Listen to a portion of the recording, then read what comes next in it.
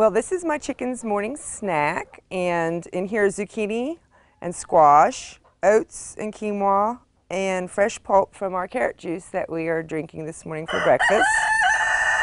They usually get some yogurt for their digestion, but they're out of yogurt this morning. And they get their melon, it's either watermelon or cantaloupe. So I'm going to go in and give my girls, I have 7 chicks and a rooster, who you can hear very well. So I'm going to go in their coop and give them their breakfast. This is my Australorp Aussie. She's head hen. That means she gets to eat first. At Carla Jean Oldenkamp's Zen Hen House and Garden, everybody gets organically grown food. Daughter Nicole Binnicker and her son Dane love the fresh picks to take home. Dane collects eggs with Carla's husband Dale from chickens that will never be fried.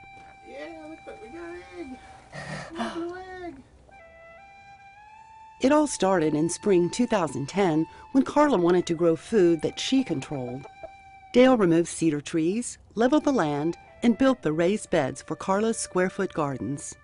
So the construction of the boxes are 2 by 12 cedars and simply 4-foot squares. So very easy to calculate your lumber cost. You buy 8-foot lumber and you get 2 sides. So basically 2 8-foot pieces of cedar lumber will make one box. Screwed together with a frame in the corner, and then placed them and leveled them. Carla filled them with good soil and started planting. Her robust plants testify to their organic regimen that relies on nutritious soil and fertilizers that promote its microbial activity. One thing that stuck when I've been learning about gardening is you're not feeding the plants, you're feeding the soil. So that's very important when I'm fertilizing or whatnot, that I'm getting the soil and not the plant, because that's where the plant grows from. Since the garden feeds the spirit too, Carla nourished its style. Dale formalized its status as a destination and to keep out unwelcome diners. Flowers heighten Carla's scheme, but their main job is to attract vegetable pollinators. In bloom, culinary herbs entice pollinators, while their fragrant leaves repel some garden pests. Companion planting and well-drained soil are the secret to Carla's strawberries.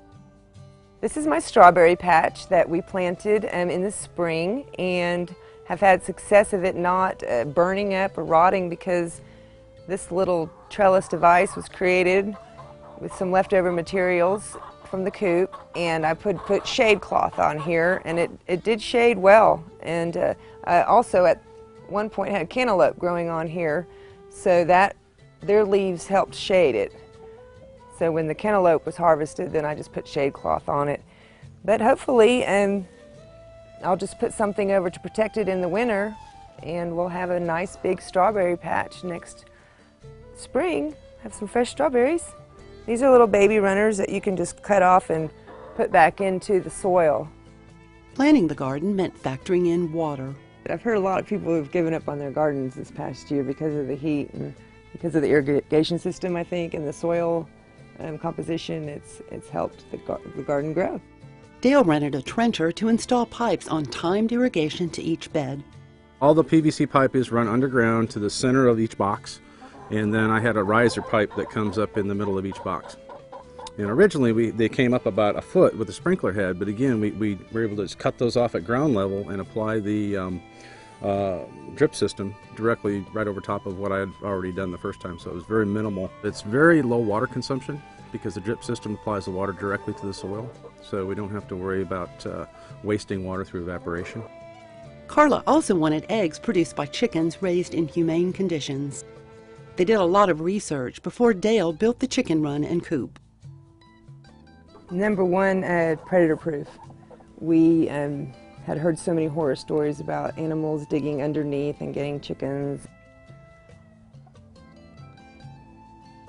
And space. I wanted them to have plenty of room to run around in their run. They're birds, so just like in any bird cage, people have toys and little exercise things for their birds, and it's the same with chickens. They enjoy getting on the roost and flying around and just having different places to perch, because they are birds and they like to perch. And they like to go underneath the the coop, which I wanted also above ground so that they could get out of heat, or that's where they like to go in the day and just sleep. Dale's sprinkler system also cools them down in summer. Insulation keeps them warm in winter. With the automatic door, it's very easy to go in and control that door.